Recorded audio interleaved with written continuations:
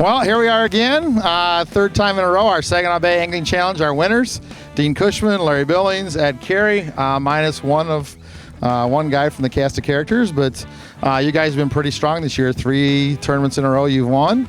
So I think these guys are getting sick of giving you their money. But talk a little bit about what you did today. Where were you fishing? What was kind of the key to, you won by I think 2.5 inches. Talk about the key to your presentation. What was the key to the location part that got you in the right place?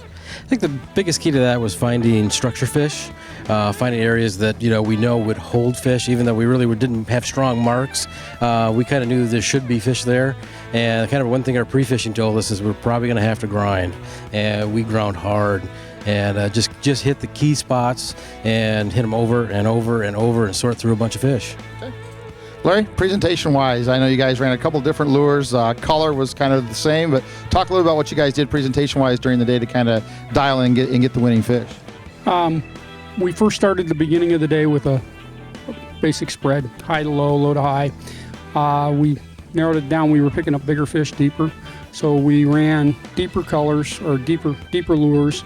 One of the keys that we had for presentation was S-turns with the motor guide, the XI5 motor guide on its S-turns. Every time we hit the outside turn, we'd pick up a fish.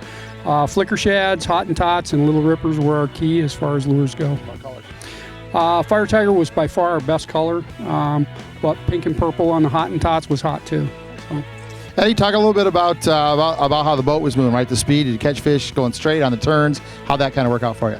Yeah, there wasn't a bunch of wind today, so we couldn't play any of the wind to our factor. So we were running about 2.5 to 2.6 was, the highest.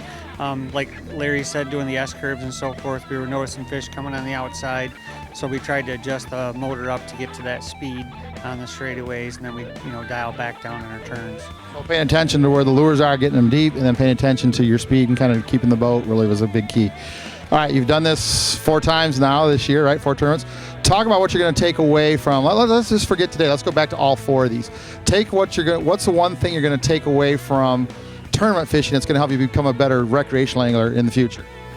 I think probably the biggest thing with that is being able to look at the body of water the day you're there.